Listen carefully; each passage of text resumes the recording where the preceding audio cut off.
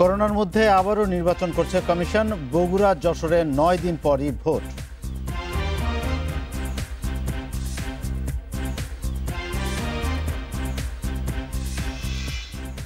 এনুরূপনের 4 মামলা তদন্ত শেষ। 120 ফ্ল্যাট, 15 বাড়ি সহ বিপুল সম্পদের সন্ধান।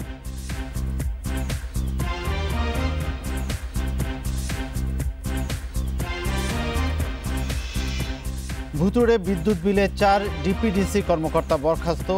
36 নির্বাহী প্রকৌশলীকে শোকজ।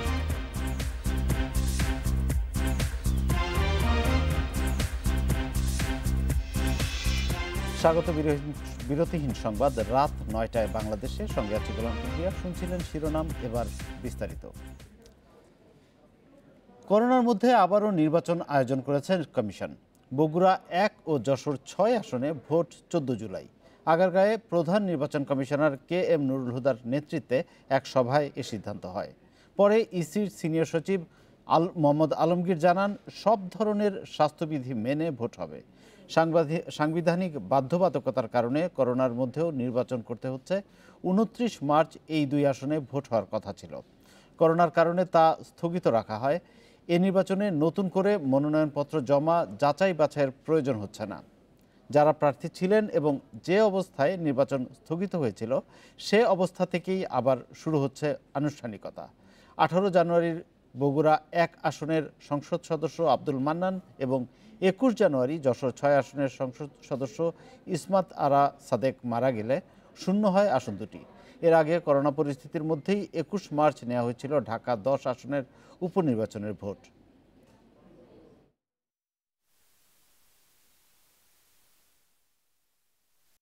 কমিশন সবাই বসেছিল, আলোচনা করে সিদ্ধান্ত নিলেন যে না, যেহেতু আর কোনো সুযোগ নাই, অতএব সাংবিধানিক বাধ্যবাধকতা পূরণের জন্য ওদিনে নির্বাচন করতে হবে। 14 জুলাই বগুড়া 1 এবং যশোর 6 যে উপনির্বাচন স্থগিত করা ছিল, ওই 24 নির্বাচনটা ওই তারিখে হবে। এ ব্যাপারে বিস্তারিত জানাতে বার্তাকক্ষ থেকে যোগ দিচ্ছেন সহকর্মী রেজওয়ানুল হক। রেজওয়ান, এই যে করোনা মহামারীর মধ্যে ভোট গ্রহণের একটা প্রস্তুতি চলছে এবং তারিখও ঘোষণা হয়ে গেল, বলা হচ্ছে সাংবিধানিক বাধ্যবাধকতার কথা, তো আর কোনো কি বিকল্প উপায় ছিল? এখানে কিন্তু একটি স্পষ্ট একটি টার্ম ইউজ করা হয়েছে সংবিধানে, যেটি হচ্ছে শ্যাল, অর্থাৎ বাধ্যবাধকতা। এবং নির্বাচন কমিশন থেকে আজকে যে সভাটি অনুষ্ঠিত হয়েছে বিকালে, সেই সভা থেকে কিন্তু মূলত এই সিদ্ধান্ত নেওয়া হয়েছে এবং তাদের কাছে আসলে আর কোনো রাস্তা নেই বলে তারা উল্লেখ করেছেন যে যেহেতু 90 দিনের একটি বাধ্যবাধকতা প্রথম ধাপে যেটি থাকে সাধারণত, সেটি কিন্তু পার হয়ে গেছে এবং সেই প্রথম ধাপের প্রস্তুতি হিসেবে কিন্তু 29 মার্চ এই উপনির্বাচন, দুটি আসনে উপনির্বাচন হওয়ার কথা ছিল, যেটি করোনা মহামারীর কারণেই প্রথম দফায় সেটি কিন্তু স্থগিত করা হয়। এর পরবর্তীতে যে 90 দিন, অর্থাৎ প্রধান নির্বাচন কমিশনার একটি দুর্যোগপূর্ণ অবস্থা কিংবা মহামারী এই ধরনের সমস্যা থাকলে সে তার নিজস্ব একটি সিদ্ধান্তে কিন্তু আরও 90 দিন পার করা যায়। সেই 90 দিন হিসাবে, অর্থাৎ 180 দিনের যে সময়কাল, সেটি হিসাবে কিন্তু শেষ হচ্ছে 15 জুলাই, অর্থাৎ বগুড়া 1 আসনের সেই 180 দিনের যে সময়কাল সেটি শেষ হচ্ছে 15 জুলাই। আরেকটি হচ্ছে 18 জুলাই, অর্থাৎ যশোর 6 আসনের। তো এই মানে আসলে 14 জুলাইয়ের পরে আর যাওয়ার কোনো সুযোগই নেই আমাদের সংবিধান মতে। আরেকটি বিষয় জানতে চাই রেজওয়ান আপনার কাছে, সেটি হচ্ছে ভোট গ্রহণের সময় স্বাস্থ্যবিধি নিশ্চিত করার কথা বলেছে যে সেটি মেনেই নির্বাচন অনুষ্ঠান করা হবে। নির্বাচন কমিশনের কাছ থেকে কি জানতে পেরেছেন যে কি কি পদক্ষেপ তারা নিচ্ছে? আমরা কিন্তু এই বিষয়ে নির্বাচন কমিশনের সিনিয়র সচিব যিনি মোহাম্মদ আলমগীর, তার সাথে কিন্তু আমরা কথা বলেছি। তিনি আমাদেরকে যে বিষয়টি স্পষ্ট করে বলেছেন যে করোনা মহামারীর কালে অর্থাৎ স্বাস্থ্যবিধি মেনেই কিন্তু আমাদেরকে কিন্তু বাইরে বের হতে হচ্ছে, চলতে হচ্ছে এবং সব কাজেই কিন্তু আমাদের স্বাস্থ্যবিধি মেনে চলতে হচ্ছে। এরই অংশ হিসেবে কিন্তু এই নির্বাচনটি অনুষ্ঠিত হচ্ছে যাচ্ছে এবং মানুষের নিজেদের প্রয়োজনেই তারা কিন্তু এই স্বাস্থ্যবিধি মেনে চলবেন এবং নির্বাচনী প্রচারণা এবং প্রার্থী বাছাই সেটি কিন্তু আগেও হয়েছে, অর্থাৎ প্রথম ধাপে অর্থাৎ 29 মার্চে যখন প্রথম ধাপে এই উপনির্বাচন স্থগিত করা হয়েছিল সেই সময় কিন্তু এর আগে প্রচার প্রচারণাও হয়েছে, প্রার্থী যাচাই বাছাইও হয়ে গেছে, সব কিছু কিন্তু আনুষ্ঠানিকতা যেটি আছে সেটি কিন্তু প্রথম ধাপে শেষ হয়ে গেছে। এখন সেই আনুষ্ঠানিকতারই অংশ হিসাবে কিন্তু আবারও এই যে দ্বিতীয় ধাপে অর্থাৎ সবশেষ ধাপে যেটি উপনির্বাচন, যেটি আর কোনো রাস্তা থাকছে না নির্বাচন কমিশনের হাতে, সেই হিসাবে এখন তারা বলছে যে মানুষের নিজেদের প্রয়োজনে নিজেদের তাগিদে কিন্তু তারা স্বাস্থ্যবিধি মেনে চলবেন এবং ভোট গ্রহণও কিন্তু স্বাস্থ্যবিধি মেনেই। আরেকটি বিষয়, আমরা কিছুক্ষণ আগে বগুড়ায় আমাদের সহকর্মীর সঙ্গে কথা বলছিলাম, তিনি জানাচ্ছিলেন যে বগুড়ায় যে আসনে নির্বাচনটি হওয়ার কথা সেখানের মানে সেই এলাকাটি বন্যা কবলিত। তো নির্বাচন অনুষ্ঠানের সময় আছে আর হাতে অল্প কিছুদিন, এর মধ্যে বন্যা পরিস্থিতিটা কি বিবেচনায় রেখেছে কিনা কমিশন? আসলে নির্বাচন কমিশন কিন্তু সবশেষ যে শব্দটি বারবার বলছেন যে তাদের আসলে তারা বাধ্যবাধকতা কারণে কিন্তু তাদের এই নির্বাচন অনুষ্ঠিত হতে যাচ্ছে কিংবা অনুষ্ঠিত এইটি তাদেরকে করতে হচ্ছে এবং সেখানে যে বন্যা পরিস্থিতি সেইগুলি কিন্তু তাদের মাথায় রয়েছে, তারা এই আমলে নিয়েছেন। সেই হিসাবে তারা আর মাত্র 9 দিন বাকি আছে, তো তারা বিভিন্নভাবে এই ব্যাপারটিকে তারা আমলে নিয়ে তারা কিন্তু এই নির্বাচন দুটি আসনে অনুষ্ঠিত করবেন।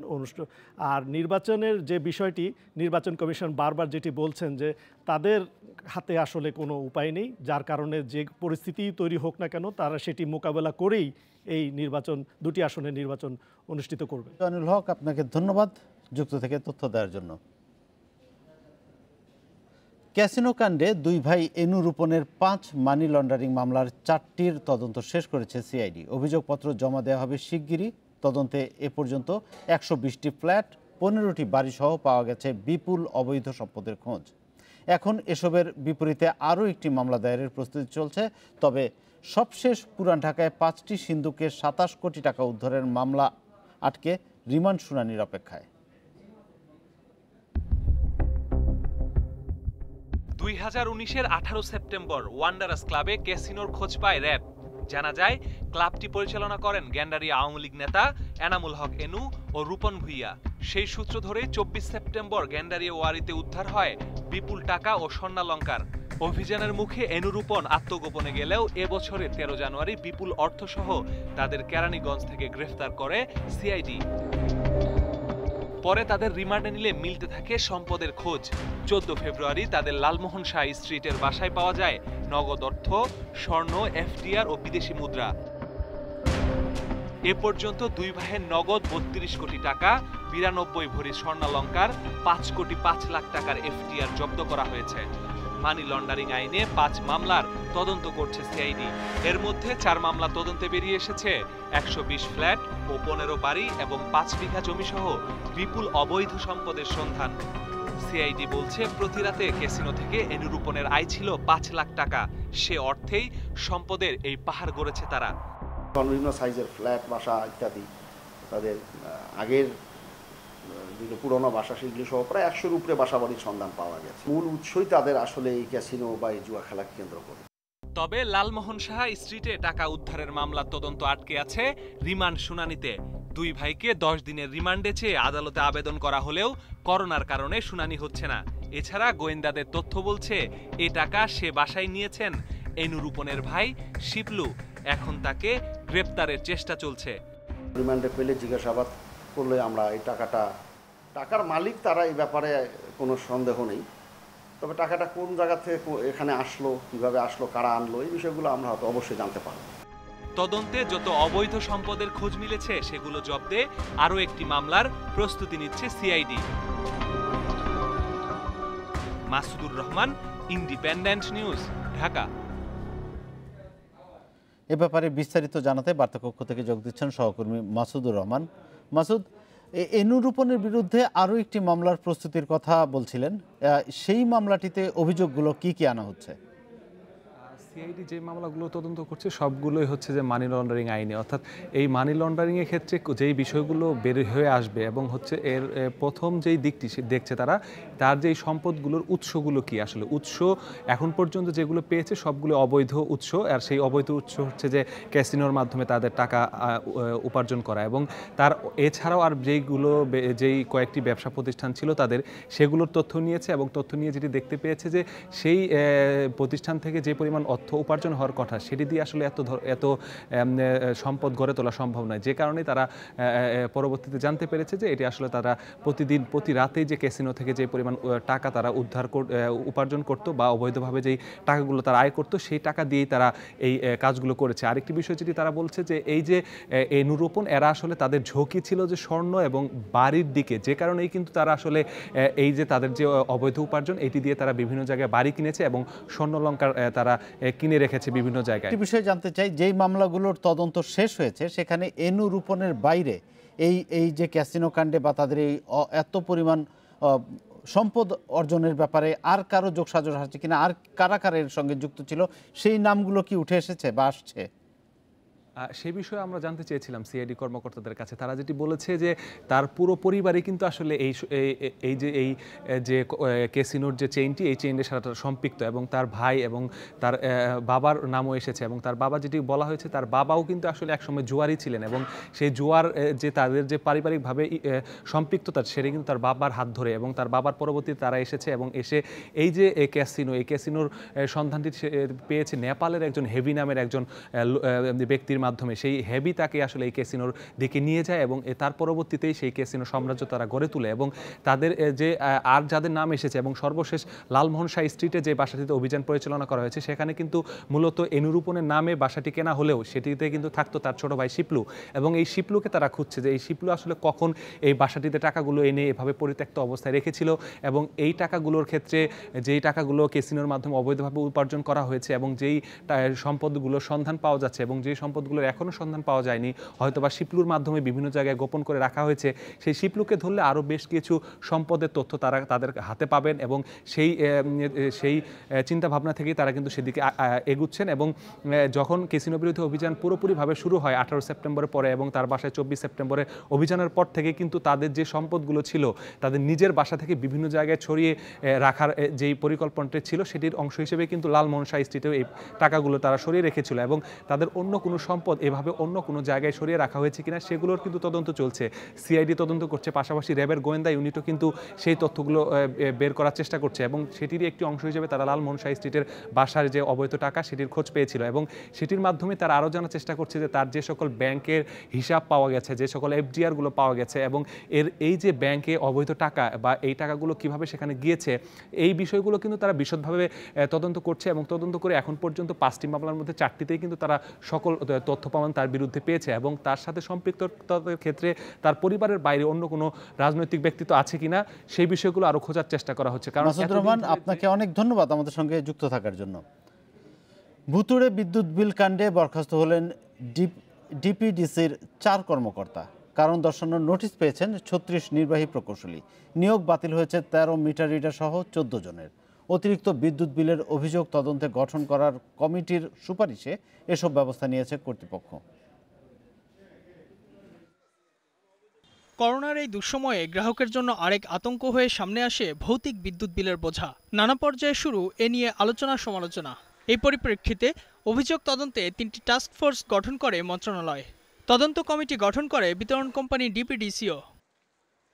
ঢাকা দক্ষিণ ও নারায়ণগঞ্জের কিছু এলাকায় ভুতুড়ে বিদ্যুৎ বিলে গ্রাহক ভোগান্তির কারণ অনুসন্ধানের পর বৃহস্পতিবার নিজেদের সুপারিশ জমা দেয় সেই কমিটি। বাড়তি বিলের জন্য স্থানীয় কার্যালয়ে নির্বাহী প্রকৌশলীদের গাফিলতি মিলেছে তদন্তে। এতে তাদের বিরুদ্ধে কেন শাস্তিমূলক ব্যবস্থা নেওয়া হবে না তা জানতে 10 দিন সময় দিয়ে চিঠি দিয়েছে ডিপিডিসি। এরই মধ্যে বরখাস্ত করা হয়েছে এক নির্বাহী প্রকৌশলী সহ ডিপিডিসির 4 কর্মকর্তাকে। একজন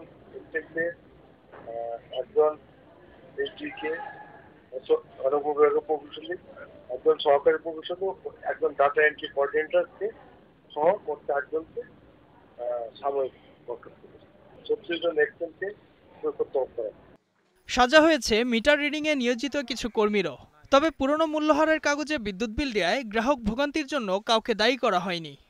যে সকল দপ্তরে অসামঞ্জস্য বিল প্রস্তুত করা হয়েছিল এরকম 7টি দপ্তরের ঠিকাদারি প্রতিষ্ঠান সিএসএফ, ওদের 13 জন মিটার রিডার ও একজন সুপারভাইজার সব মোট 14 জনের নিয়োজন বাতিল করা হয়েছে এবং তৃতীয়জনেরই যথাযথ ব্যবস্থা গ্রহণ করা হচ্ছে। এদিকে ঢাকা উত্তর আর গাজীপুরের একাংশে বিদ্যুৎ বিতরণ প্রতিষ্ঠান Dhaka Electric Supply Company DESCO 2 meter রিডারের নিয়োগ বাতিল করেছে। আর কারণ দর্শানোর নোটিশ দেওয়া হয়েছে 7 মিটার রিডার ও 1 সুপারভাইজারকে। Ijajur Rahman, Independent news, Dhaka. VAT জটিলতার সুরাহা না হলে কিছু সময়ের জন্য ব্রডব্যান্ড ইন্টারনেট বন্ধের হুঁশিয়ারি দিয়েছে সেবাদাতাদের সংগঠন আইএসপিএবি।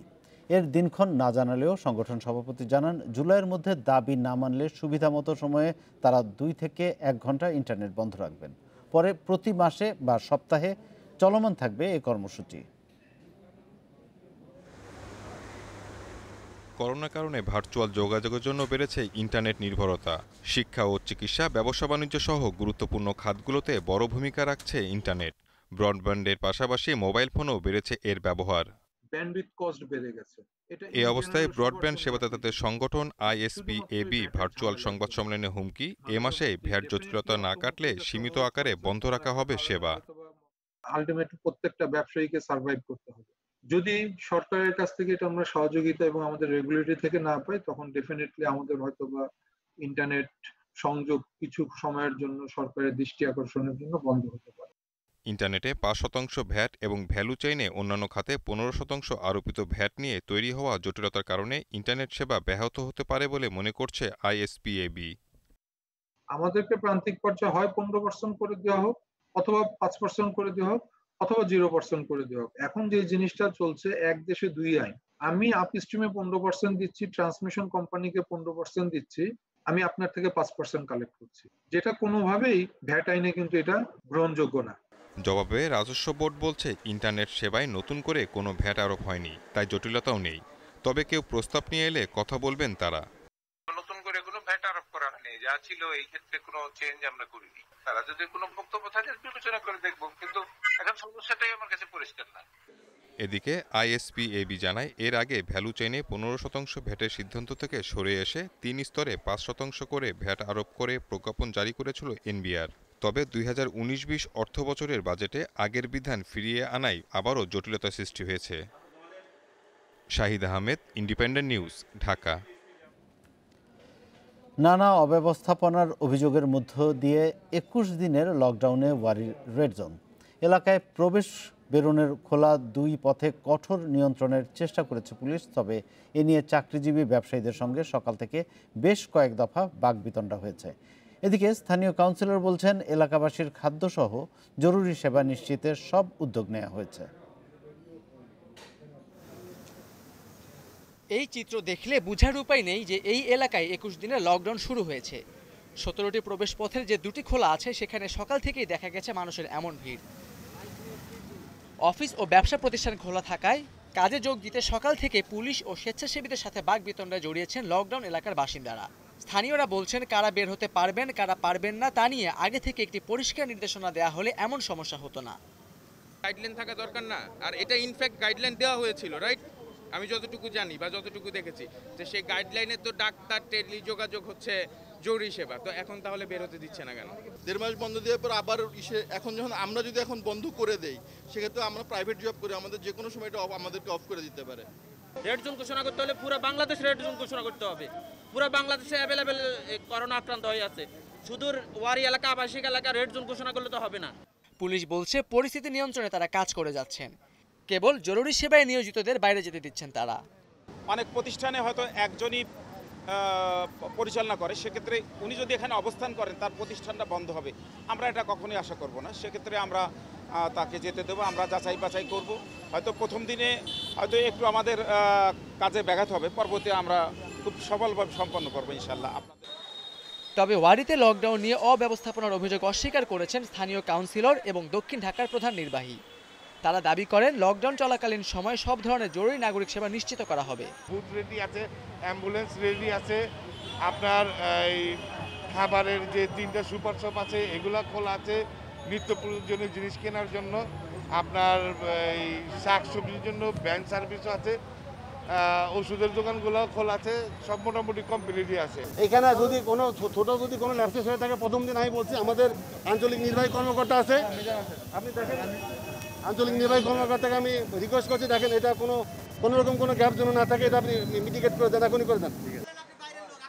এদিকে লক্ষাধিক মানুষের নিত্য প্রয়োজনীয় দ্রব্য সরবরাহে লকডাউন এলাকায় কাজ করছে ই কমার্স অ্যাসোসিয়েশনের 70টি সদস্য প্রতিষ্ঠান। এদের অন্তত 20টি গাড়ি নিয়ে এলাকায় পণ্য বিক্রি করছেন। বাকিদের পণ্য পাওয়া যাচ্ছে অনলাইনে।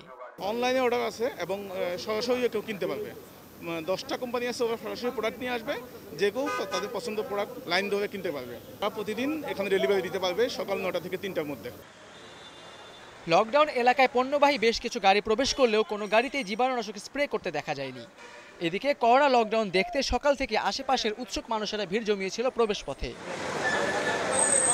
Khaled Raihan, independent news, Dhaka.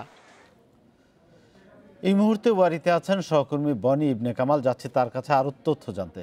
বনি, ওয়ারির লকডাউন এলাকাগুলোর কি অবস্থা? আর আপনার কাছে আরেকটি বিষয় জানতে চাই, আমরা দেখছিলাম সকাল থেকে স্থানীয় বাসিন্দাদের সঙ্গে বাকবিতণ্ডায় জড়াচ্ছে, পুলিশের সঙ্গে তারা বাকবিতণ্ডায় জড়াচ্ছে বাইরে যাওয়া নিয়ে। শুধু বের হওয়া ঢোকা এছাড়া আর কোনো অভিযোগ কি তাদের আছে লকডাউন এলাকার বাসিন্দাদের?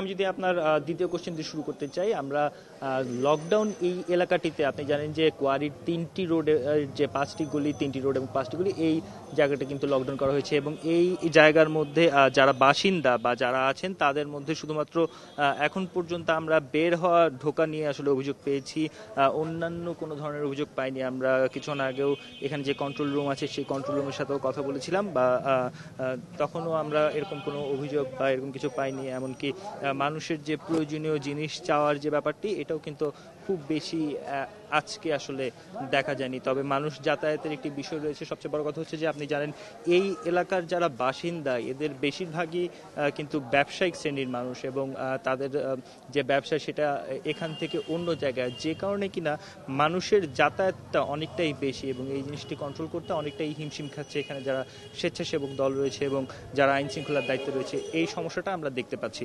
আমরা আপনি জানেন যে এই এলাকায় লকডাউন যে 5টি রোড এবং 3টি রোড করা হয়েছে, সেই 3টি রোডের মানুষদের মধ্যে অন্য কেউ আবার করোনায় পজিটিভ হচ্ছে কিনা সেই জন্য কোভিড টেস্ট করার একটি বুথ খোলা হয়েছে এবং সেই বুথে আজকে 13টি নমুনা সংগ্রহ করা হয়েছে, যেগুলোর রিপোর্ট হয়তো পরবর্তীতে পাওয়া যাবে। পাশাপাশি এই এলাকায় বর্তমানে 46 জন আক্রান্ত ব্যক্তি আছে। আমরা স্থানীয় যে কাউন্সিলর আছেন তার থেকে কিন্তু এমনটাই জানতে পেরেছি। তো সার্বিকভাবে প্রথম দিনের লকডাউনটা কিন্তু তুলনামূলক অনেকটাই ঢিলে ঢালা এবং এ ব্যাপারে আমরা প্রশাসন বা স্থানীয় প্রতিনিধি যাদের সাথে কথা বলার চেষ্টা করেছি তারা বলছেন যে তারা আসলে মানুষকে বোঝানোর চেষ্টা করছেন এবং মানুষের সুবিধা কিভাবে হয় সেই জিনিসটি তারা নিশ্চিত করার চেষ্টা করছেন। এমন একটি ব্যবস্থাপনার মধ্যে সাধারণ মানুষের এগিয়ে আসার বিষয়টিও তারা বেশ জোর দিচ্ছে। সাধারণ মানুষ যেন এ ব্যাপারটিতে একটু সিনসিয়ার হয়, তারাও যেন মানে যে নির্দেশনাগুলো রয়েছে স্বাস্থ্যবিধির সেগুলো মেনে চলেন। তারপরও সাধারণ মানুষের সচেতনতার অভাব, সেটা তো আমরা এই কোভিড সিচুয়েশনের শুরু থেকেই দেখছি। ধন্যবাদ আপনাকে যুক্ত থেকে তথ্য দেওয়ার জন্য।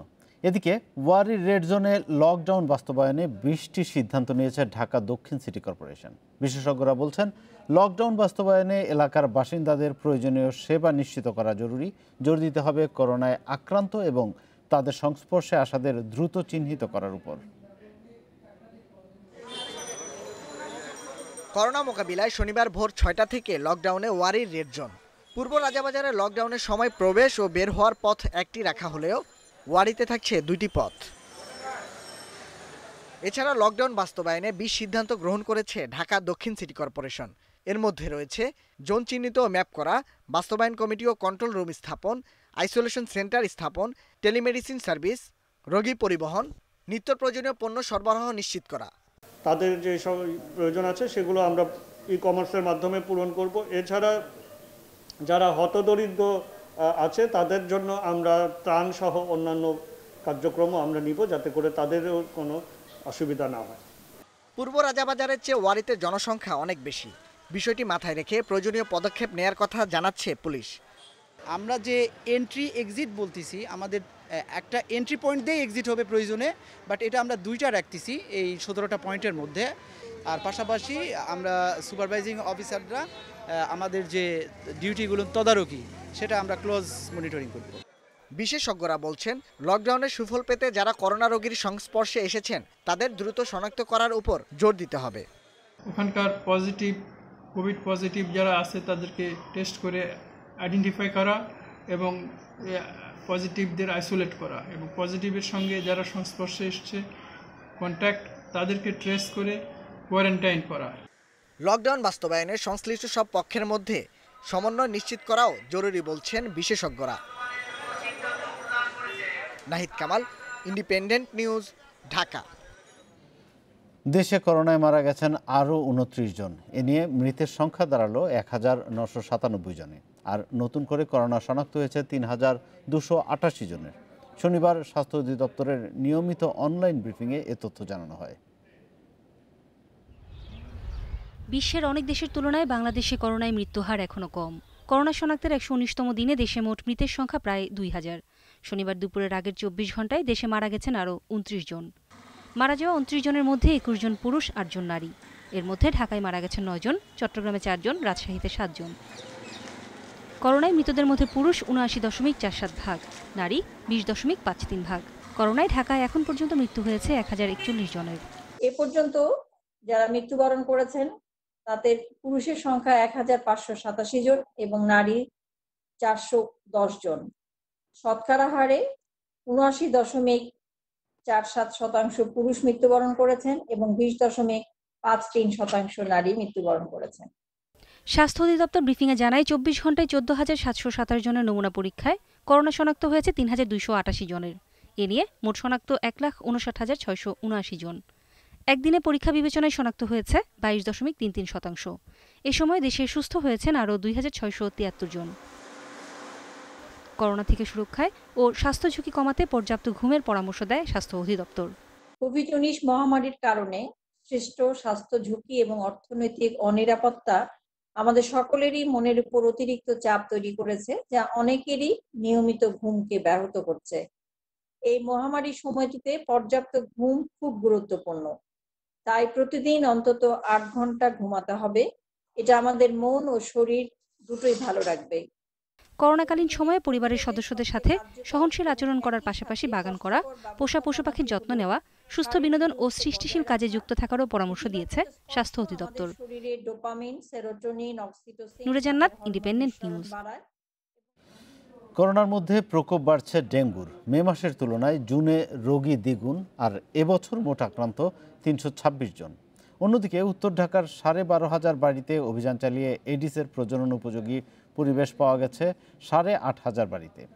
91টিতে মিলেছে লার্ভা। অভিযানের প্রথম দিন জরিমানা করা হয়েছে 1,55,000 টাকা। ইন্দিরা রোডে দৃষ্টিনন্দন এই বাড়ির মালিক ডাক্তার ফয়জুর, অথচ এখানেই পাওয়া গেল এডিসের লার্ভা। তাকে জরিমানা গুনতে হলো 5,000 টাকা। পাশের আরও একটি বাড়ির পানির ট্যাঙ্কেও একই অবস্থা। অন্যদিকে এবছর এ পর্যন্ত ডেঙ্গু আক্রান্ত 326 জন। মে মাসের তুলনায় জুনে রোগী বেড়েছে দ্বিগুণ। তারপরও আছে সচেতনতার অভাব। আমি গতকালকেও লেবার দিয়া, আপনারা পিছনে যান, আমি সবগুলা পরিষ্কার করেছি। এটা হয়তো স্যার আমার ভুলের কারণে এটা হয়ে গেছে, এটার জন্য আমি খুব দুঃখিত। বাড়ির পাশাপাশি নার্সারি, বাগান, নির্মাণাধীন ভবনেও গেছে ভ্রাম্যমাণ আদালত। বাসার ছাদ বাগান এবং নির্মাণাধীন ভবনে এখন এডিসের লার্ভা সবচেয়ে বেশি। আমরা মেনলি লক্ষ্য করছি যে কোনো বাড়িতে পরিষ্কার পরিচ্ছন্নতা আছে কিনা, কোনো পানির ট্যাঙ্কিতে নিচে পানি জমে আছে কিনা, ফ্রিজের নিচে পানি জমে আছে কিনা, কিংবা আমাদের যে মিটারটা, আমাদের কিন্তু পানির মিটারটা খুব ইম্পর্ট্যান্ট একটা জায়গা। এই জায়গায় সবসময় পানির কাজ হয়, এই জায়গাটায় পানি জমে আছে কিনা, ফুলের টবগুলোতে পানি জমে আছে কিনা। আবাসিক ভবনগুলোতে আমরা আশা করি না এটি, যে কারণ সেখানে তারা নিজেরাই থাকেন। সেক্ষেত্রে তাদের নিজেদের কাছ থেকে যতটা সতর্কতা বা সচেতনতা আমরা আশা করি, সেই মাত্রা কিন্তু আমরা পাচ্ছি না। যদি তারা সচেতনই থাকতেন তাহলে আজকে আমরা যে লার্ভা পেয়েছি সেটি আমরা পেতাম না। দ্বিতীয় দফার চিরুনি অভিযানের প্রথম দিনে 54টি ওয়ার্ডেই চলে অভিযান। আগামীতেও লার্ভা পেলে কোনো ছাড় দেওয়া হবে না বলে সতর্ক করছেন উত্তর ঢাকার মেয়র। যেখানে আমরা এডিস মশার বংশবিস্তারের জায়গা পাব, যেই হোক সে, যে কোনো প্রতিষ্ঠানে হোক না কেন, তাকে আমরা আইনের আওতায় এনে ফাইন করা হবে। এই ব্যাপারে আমি কঠোর নির্দেশ দিচ্ছি আমার সকল সিটি কর্পোরেশনের যারা দায়িত্বে থাকবেন তাদেরকে।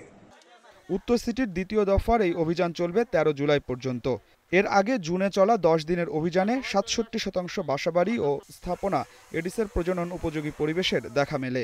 লার্ভা পাওয়ায় জরিমানা করা হয় 24 লাখ টাকা। Adilur Rahman, Independent news, Dhaka. এবার খেলার খবর, তার আগে জানাবো শিরোনামগুলো। ঈদের পর 30 ক্রিকেটার নিয়ে ক্যাম্পের আভাস, হোমওয়ার্ক সেরে রাখছেন নির্বাচকরা।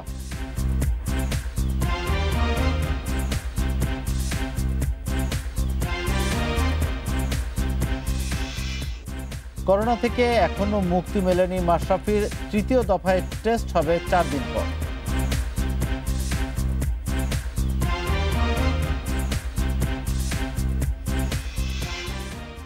দলের সাথে ছুটোছুটি নেই, ক্রিকেটারদের ব্যস্ততা নেই, মানে নির্বাচকরাও অলস সময় কাটাচ্ছেন। ঘরে বসে তামিম মুশফিকদের মতো একের পর এক সিরিজ স্থগিতের খবর শুনছেন হাবিবুল বাশার। নির্দিষ্ট কোনো পরিকল্পনা নিয়ে এগোতেও পারছেন না নির্বাচকেরা, তবে সুরক্ষা নীতি মেনে দ্রুত মাঠের প্রস্তুতি শুরু হবে আশাবাদী বাশার। ঈদের পর 30 ক্রিকেটার নিয়ে শুরু হতে পারে টাইগারদের ক্যাম্প। দেশের 8 ভেন্যু অনুশীলনের উপযোগী করার কাজ শুরু করেছে বিসিবি। ঈদের আগেই ব্যক্তিগত অনুশীলনের অনুমতি পেয়ে যাবেন ক্রিকেটাররা, আর ঈদের পর দলগত অনুশীলন শুরুর বিষয়টিও ভাবা হচ্ছে। ক্রিকেটার, কোচিং স্টাফ, নির্বাচকেরা মুখিয়ে আছেন মাঠে ফিরতে। অন্য দেশগুলোর মতো সুরক্ষা নীতি প্রস্তুত করেছে বাংলাদেশ। নির্বাচক হাবিবুল বাশারের বিশ্বাস, নিয়ম মেনে মাঠে নামলে সমস্যা হবে না। নিজেদেরকে প্রস্তুত করতে পারেন সে উদ্দেশ্যে আসলে grounds, wicket, indoor facility, gym সব কিছু প্রস্তুত করা হয়েছে। সমস্ত বিধিনিষেধ মেনে, সমস্ত স্বাস্থ্য নির্দেশনা ফলো করে তারা যেন শুরু করতে পারেন, তার জন্য সবকিছু প্রস্তুত করা হয়েছে। নান্নু বাশার নিশ্চিত নন কবে কোন সিরিজ দিয়ে আন্তর্জাতিক অঙ্গনে ফিরবে বাংলাদেশ দল। এখন পর্যন্ত স্থগিত হয়েছে আয়ারল্যান্ড, পাকিস্তান, শ্রীলঙ্কা সফর। একইভাবে স্থগিত হয়েছে অস্ট্রেলিয়া ও নিউজিল্যান্ডের বিপক্ষে হোম সিরিজও। সেপ্টেম্বরে এশিয়া কাপের ভাগ্য দুলছে, আর অক্টোবরে টি-20 বিশ্বকাপ না হওয়ার ঘোষণা আসবে যে কোনো সময়। এমন পরিস্থিতিতে কোনো লক্ষ্য ঠিক করে কাজ করতে পারছেন না নির্বাচকেরা। এখন আমরা নিশ্চিত নই আমাদের পরবর্তী টুর্নামেন্ট অথবা সিরিজ কবে শুরু হবে, বাট যখনই টুর্নামেন্ট অথবা সিরিজ শুরু হবে তার আগে যেন খেলার প্রস্তুতি নিতে পারেন। বাট আশা করছি পরিস্থিতি দ্রুত ভালো হবে এবং আমরা আমাদের আবার স্বাভাবিক কার্যক্রমে ফিরে যেতে পারবো। বিশ্বকাপের পর থেকে 3 ফরম্যাটেই বাজে অবস্থা বাংলাদেশের। 3 অধিনায়কের অধীনে নতুন শুরুর অপেক্ষায় ম্যানেজমেন্ট। মাঝহারুল ইসলাম, ইন্ডিপেন্ডেন্ট নিউজ। করোনা টেস্টে আবারও পজিটিভ হয়েছেন টাইগার সফল অধিনায়ক মাশরাফি বিন মুর্তজা। শারীরিক অবস্থা ভালো হয় 11 দিনের মাথায় টেস্ট করানো হয়েছিল, তবে রিপোর্টে করোনা থেকে মুক্তি মেলেনি। ছোট ভাই মোরসালিন বিন মুর্তজা নিশ্চিত করেছেন মাশরাফির শারীরিক অবস্থা ভালো, করোনার কোনো উপসর্গ এখন আর নেই। পরিবারের সবাই ভালো আছেন বলেও জানিয়েছেন মাশরাফির ভাই। 4 দিন পর আবারও টেস্ট করানো হবে। মাঠে মাঠের বাইরে সব জায়গাতেই মাশরাফিকে নিয়ে মাতামাতি। করোনায় পজিটিভ হওয়ার পর থেকে নানা আলোচনা, নাটকীয়তা, তথ্য বিভ্রান্তি। সমর্থক সংবাদকর্মীদের ধোঁয়াশা দূর করতে সামাজিক যোগাযোগ মাধ্যমে মাশরাফি মতামত দিয়েছেন একাধিকবার। 20 জুন আক্রান্ত হন করোনায়। নিয়ম অনুযায়ী 5 জুলাই করার কথা টেস্ট। উপসর্গ আগেই চলে যাওয়ায় চিকিৎসকের পরামর্শ নিয়ে 3 দিন আগেই টেস্ট করান টাইগার কিংবদন্তি। তাতে অবশ্য লাভ হয়নি। 14 দিনের কোটা না মানায় আগের ফলই এসেছে রিপোর্টে, থেকে গেছেন পজিটিভ। মাশরাফির ভাই মোরসালিন বিন মুর্তজা জানিয়েছেন 4 থেকে 5 দিন পর আবারও পরীক্ষা করানো হবে। আরো 3-4 দিন পরে 18-19 দিনের মাথায় করবে আর কি। ভালো, আলহামদুলিল্লাহ ভালো। করোনায় আক্রান্ত হওয়ার পর শারীরিক সমস্যা খুব একটা না থাকায় বাড়িতেই চিকিৎসা নিয়েছেন। করোনাকালে নড়াইলে দায়িত্ব পালন করেছেন সংসদ সদস্যের। সুরক্ষা নীতি মেনে সবাইকে সাহায্য করেছেন সাধ্যমতো। করোনায় আক্রান্ত ক্ষতিগ্রস্তদের জন্য নেয়া নানা উদ্যোগে প্রশংসায় ভেসেছেন মাশরাফি।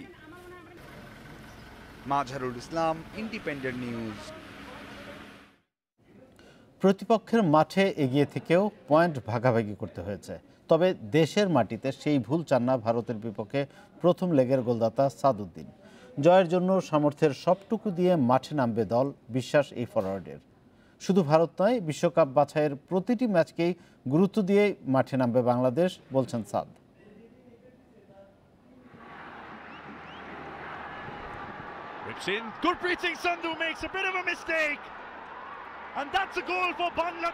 সল্টলেকে ৮০,০০০ দর্শকের সামনে সাদউদ্দিনের এই গোলটি স্তব্ধ করে দিয়েছিল ভারতীয় সমর্থকদের। বিশ্বকাপ বাছাই পর্বে এই গোলের মাহাত্ম্য অনেক। সাদউদ্দিনের চিরকালীন অনুপ্রেরণার উৎস এই গোল। প্রতিপক্ষের মাঠে গুটি কয়েক দর্শকই যেন সেদিন শক্তি হয়ে উৎসাহ দিয়েছে পুরো বাংলাদেশ দলকে। এবার ফিরতি লেগ যখন ঘরের মাঠে, তখন হাজারো দর্শকের সমর্থনে জয় প্রত্যাশা বেঙ্গল টাইগারদের। করোনা পরিস্থিতিতে বাংলাদেশ আর ভারত দুই দেশই নাজেহাল অবস্থায়, ফলে প্রস্তুতির ঘাটতিতে ভুগবে দুই পক্ষই। কিন্তু নিজের মাঠে ভারতকে হারাতে দারুণ আত্মবিশ্বাসী সাদ। হোম ম্যাচ আমাদের জন্য অনেক ইম্পর্টেন্ট, তারপর ইন্ডিয়ার সাথে ম্যাচ অনেক এক্সাইটিং একটা ম্যাচ হবে। তো আমরা সবাই ভালোভাবে প্রস্তুতি নেব যেন এই ম্যাচটা আমরা জিততে পারি। আর আমি চেষ্টা করব লাস্ট ইন্ডিয়ার সাথে যেভাবে গোল করছি এই ম্যাচে এভাবে গোল করে টিমকে উইন করার জন্য। প্রতিপক্ষের ডেরায় চোখে চোখ রেখে লড়াই করার সাহস দেখিয়েছে বাংলাদেশ। এবার আমন্ত্রিত অতিথিদের জন্য আগেভাগেই ছক তৈরি করার কথা জানালেন এই ফরওয়ার্ড। ম্যাচে দুই দলেরই সমান সমান সম্ভাবনা থাকলেও হোম অ্যাডভান্টেজ নিতে চায় সাদ। আমাদের এই স্কোয়াডটা যদি থাকে, তারপর আমাদের সব প্লেয়ার যদি যেভাবে লাস্ট কয়েকটা ম্যাচ ভালোভাবে খেলে আর সেইভাবে খেলে পারফরমেন্স করে গেলে আশা করি ইন্ডিয়াকে আমরা হারাতে পারবো। আর ম্যাচটা হবে অনেক হার্ড ম্যাচ, 50-50 ম্যাচ। তো আমাদের হোম মাঠ আমরা অবশ্যই অ্যাডভান্টেজ নিব, আমরা জেতার জন্য খেলবো। 12 নভেম্বর আরও একবার ফুটবল মাঠে মুখোমুখি হবে বাংলাদেশ ভারত। Kamrul Hasnat, Independent news, Dhaka. এই ছিল খেলার খবরে। এবার অন্যান্য প্রসঙ্গ।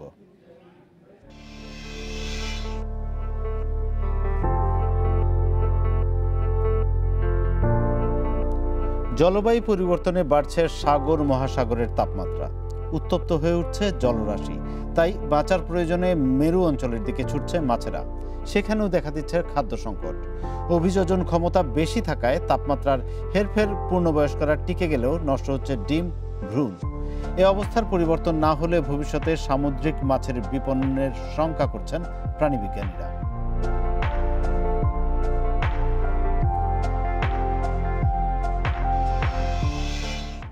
এ নিয়ে প্রতিবেদনটি থাকছে সংবাদের শেষ অংশে। যাচ্ছি পরের খবরে। পদ্মা মেঘনার পানি বাড়তে থাকায় দেশের মধ্যাঞ্চলে 6 জেলায় বন্যার অবনতি হয়েছে। প্লাবিত হচ্ছে নতুন নতুন এলাকা। আর তিস্তা, ব্রহ্মপুত্র এবং যমুনার পানি বিপদসীমার উপরে থাকলেও উত্তরের বন্যা পরিস্থিতি অপরিবর্তিত। দুর্গত এলাকায় খাবার, বিশুদ্ধ পানির সংকট তীব্র হয়েছে। ফরিদপুরের গোয়ালন্দ পয়েন্টে শনিবার সকালে পদ্মা নদীর পানি বিপদসীমার 46 সেন্টিমিটার উপর দিয়ে প্রবাহিত হয়। এতে প্লাবিত হয় চর ও নিম্নাঞ্চলের বেশ কিছু নতুন এলাকা। ডুবে গেছে সড়ক, ক্ষতিগ্রস্ত ফসলি জমি। রাস্তাঘাটে চলাফেরা সমস্যা, স্কুলে যাওয়া সমস্যা, কাজকর্ম করবে যাওয়া সমস্যা মানুষের। উত্তরাঞ্চলে তিস্তা, ধরলা ও ব্রহ্মপুত্রের পানি বিপদসীমার উপরে থাকলেও নীলফামারী, লালমনিরহাট, কুড়িগ্রাম ও গাইবান্ধার বন্যা পরিস্থিতি অপরিবর্তিত। লালমনিরহাটে পানির নিচে 78 হেক্টর জমির ফসল। পানিবন্দী মানুষের মধ্যে বাড়ছে খোস, পাঁচড়া সহ পানিবাহিত নানা রোগ। হাতে পায়ে যে ঘা এসে চুলকানি হচ্ছে, খাবার নাই, ওইদিনে আসি কোনো সাহায্য পাইনি। কুড়িগ্রামে গৃহহীনরা শুকনো খাবার, বিশুদ্ধ পানি ও গো খাদ্যের সংকটে। ত্রাণ সহায়তা না পাওয়ার অভিযোগ অনেকের।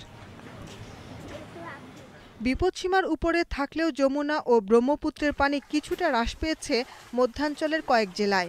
সিরাজগঞ্জের 5 উপজেলার 1.5 লক্ষাধিক মানুষ পানিবন্দী। ক্ষতিগ্রস্ত 30টি শিক্ষা ও ধর্মীয় প্রতিষ্ঠান সহ বেড়িবাঁধ ও রাস্তাঘাট।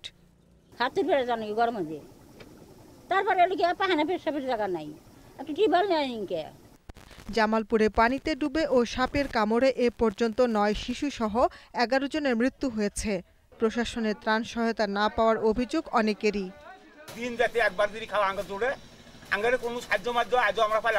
সামগ্রী পাইনি, আমরা তাদের তালিকা করে যাচ্ছি ইউপি চেয়ারম্যান তাদের মাধ্যমে খুব দ্রুততম সময়ের মধ্যে যারা এফেক্টেড, যারা বন্যায় আক্রান্ত হয়েছে তাদের কাছে খাদ্য সামগ্রী পৌঁছে দেওয়ার জন্য। টাঙ্গাইলে বন্যায় ক্ষতিগ্রস্ত 6 উপজেলার প্রায় 5000 হেক্টর ফসলি জমি। বন্যা পরিস্থিতির উন্নতি হলেও সুনামগঞ্জে 4 উপজেলার পানিবন্দী 2 লক্ষাধিক মানুষ বিশুদ্ধ পানি ও খাদ্য সংকটে। 3000 টিউবওয়েল পানির নিচে। পানি বিশুদ্ধকরণ ট্যাবলেট বিভিন্ন জায়গায় এবং আশ্রয় কেন্দ্রে বিতরণ করেছি। প্রায় 2 লক্ষ পানি বিশুদ্ধকরণ ট্যাবলেট আমরা বিতরণ করেছি। এছাড়া সড়ক তলিয়ে যাওয়ায় জেলা সদরের সঙ্গে তাহিরপুর ও জামালগঞ্জে সড়ক যোগাযোগ বিচ্ছিন্ন রয়েছে। Shahnaz Parvin, independent news desk. Corona সংক্রমণ এড়াতে পর্যায়ক্রমে ঈদের ছুটি দিতে বিকেএমইএ এর প্রতি আহ্বান জানিয়েছেন সড়কমন্ত্রী ওবায়দুল কাদের। এছাড়া ঈদের আগে শ্রমিকদের বেতন ভাতা পরিশোধের আহ্বানও জানান তিনি। এক ব্রিফিংয়ে তিনি আরও জানান, ঈদের আগের 3 দিন মহাসড়কে পণ্যবাহী যান চলাচল বন্ধ থাকবে, আর ঈদের আগে পরে 8 দিন 24 ঘন্টা খোলা থাকবে সড়ক সংলগ্ন সিএনজি স্টেশন। এছাড়া সড়ক মহাসড়কের ওপর বা আশপাশে পশুর হাট বসানো যাবে না বলেও সতর্ক করেন তিনি। করোনার কারণে আয় কমে যাওয়ায় ভাড়াটিয়া বাড়িওয়ালার সম্পর্ক মানবিক হওয়া উচিত বলেও মত সড়কমন্ত্রীর। প্রয়োজনে এবছর কম সংখ্যক হাট বসানোর বিষয়টি বিবেচনা করা যেতে পারে। এক্ষেত্রে অনলাইনে পশু কেনা বেচার বিষয়টি বিকল্প হিসাবে বিবেচনা করা যেতে পারে। করোনা পরিস্থিতির কারণে এবার অনলাইনে কোরবানির পশু বিক্রির ঝোঁক বাড়ছে। ভাইরাসের সংক্রমণ এড়াতে হাটে না গিয়েই ক্রেতারা যাতে পশু কিনতে পারেন সেই প্রস্তুতি নিচ্ছেন ব্যবসায়ীরা। কেনাকাটার জন্য অনলাইনের ওপর নির্ভরশীলতা বাড়ছে দিন দিন। পোশাক থেকে শুরু করে গৃহস্থালির পণ্য সবকিছুরই অর্ডার করা যাচ্ছে ঘরে বসেই। বাদ নেই কোরবানির পশু বেচা কেনাও।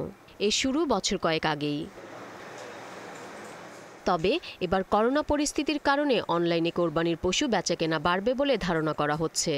ক্রেতারা যাতে হাটে না গিয়ে ঘরে বসেই কোরবানির পশু কিনতে পারেন সেই লক্ষ্য নিয়ে প্রস্তুত হচ্ছে অনেক ব্যবসায়ী। এর মধ্যে অনেকেই অনলাইনে পশু বিক্রি করছেন প্রথমবারের মতো। রাখা হচ্ছে ডেবিট ও ক্রেডিট কার্ডের মাধ্যমে মূল্য পরিশোধের ব্যবস্থাও। একটা বড় সমস্যা অনেকের হবে যে তারা হাটে কোরবানি গরু কেনার জন্য আরো ডিফিকাল্ট হবে।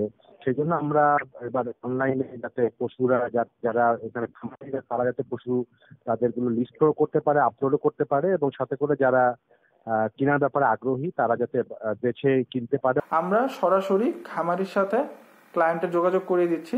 ফলে উনি চাইলে একদিন অ্যাপয়েন্টমেন্ট নিয়ে তার বাসার আশেপাশের যে খামার থেকে উনি গরুটা কিনছেন সেখানে গিয়ে গরু দেখে ক্যাশ অন ডেলিভারি দিয়েও কিনতে পারবেন। সো এখানে বিশ্বস্ততার ব্যাপারটিও থাকছে। তবে অনলাইনে পশু কেনায় যাতে কেউ প্রতারণার শিকার না হন সেদিকে জোর দেওয়ার উপর পরামর্শ দিচ্ছেন অনেকে। বিষয়টি গুরুত্বের সঙ্গে নেয়ার কথা জানাচ্ছে ই কমার্স অ্যাসোসিয়েশন অব বাংলাদেশও। এ বিষয়ে সরকারের সঙ্গে আলোচনা হচ্ছে বলেও জানিয়েছে তারা। অনলাইনে যারা গরু বেচা কিনা করবে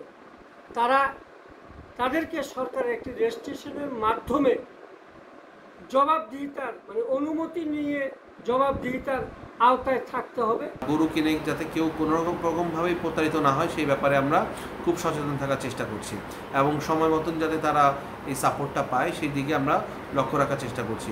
আমরা একটা কমপ্লেইন্ট ম্যানেজমেন্ট সিস্টেম অলরেডি তৈরি করেছি ই ক্যাবের আওতায়। প্রাণী সম্পদ অধিদপ্তরের তথ্য অনুযায়ী গত বছর কোরবানি হয়েছিল 1,10,00,000 পশু। তবে এবার করোনা পরিস্থিতির কারণে পশু কোরবানি কমবে বলে ধারণা করছেন এ খাত সংশ্লিষ্টরা। Irin Khatun, independent news, Dhaka. দেশের অর্থনীতি শক্তিশালী করতে শিল্প খাতের চাহিদা অনুযায়ী শিক্ষা কারিকুলামের পরিবর্তন আনতে হবে। শনিবার Dhaka chamber of commerce and industry DCCI আয়োজিত এক অনলাইন সেমিনারে এ বক্তব্য উঠে আসে। দেশের দক্ষ কর্মী বাহিনী গড়তে না পারলে করোনা সংকটের পর শিল্প খাত ঘুরে দাঁড়াতে বেগ পেতে হবে বলেও মন্তব্য ঢাকা চেম্বারের। সারা বিশ্বের মতো করোনার ধাক্কা লেগেছে দেশের অর্থনীতিতেও। প্রতিদিন বাড়ছে কর্মহীন মানুষের সংখ্যা। আইএমএফ বলছে করোনায় বিশ্বের প্রবৃদ্ধি কমবে 4.2% হারে। করোনার পরিবর্তিত পরিস্থিতিতে অর্থনীতি সবল রাখতে এখনই কার্যকর পদক্ষেপ নিতে হবে। অনলাইন সেমিনারে ঢাকা চেম্বারের সভাপতি শামস মাহমুদ জানান, সবচেয়ে বেশি জোর দিতে হবে দক্ষ জনশক্তি গড়ে তোলায়। বিদেশগামী শ্রমিকদের উন্নত প্রশিক্ষণ দিতে হবে। শিল্প খাতে দক্ষ জনবল তৈরিতে প্রয়োজন হবে আলাদা কারিকুলাম। আমাদের অনেক বাংলাদেশ থেকে অনেকজন ওখানে নিয়োজিত থাকে কাজে। ইভেন মালদ্বীপে আমরা দেখলাম যে মালদ্বীপ থেকেও অনেকজন বাংলাদেশে ফেরত আসছে। রেমিটেন্স হলো বাংলাদেশের জন্য একটা বড় একটা দিক। এখন আমরা দেখলাম যে রেকর্ড রেমিটেন্স এই মাসে আমরা পেয়েছি। জনশক্তি প্রশিক্ষণ ব্যুরো বলছে, দক্ষতা উন্নয়নে দেশে এখনো অনেক কিছু করার আছে। গড়ে তুলতে হবে আধুনিক স্কিল ট্রেনিং সেন্টার। এক্ষেত্রে সরকারের পাশাপাশি এগিয়ে আসতে হবে বেসরকারি উদ্যোক্তাদের। যেহেতু গ্লোবাল ক্রাইসিস কোভিড এর জন্য মাইগ্রেন্টসরা রিটার্ন করতেছে বাংলাদেশে, এই প্রেক্ষিতে আমরা যেটা চিন্তা ভাবনা করেছি, অলরেডি আমি ডিরেক্টর ট্রেনিং হিসাবে গোটা বাংলাদেশের 70টা প্রতিষ্ঠানে অকুপেশন আমরা কালেকশন করেছি। বর্তমানে জাপান ও আমেরিকা তাদের বিনিয়োগ চীন থেকে সরিয়ে নিচ্ছে। এটি বাংলাদেশের জন্য একটি ভালো সুযোগ বলছে বিনিয়োগ উন্নয়ন কর্তৃপক্ষ। বিদেশি বিনিয়োগ বাড়াতে সরকার কাজ করছে বলে জানান সংস্থাটির প্রধান।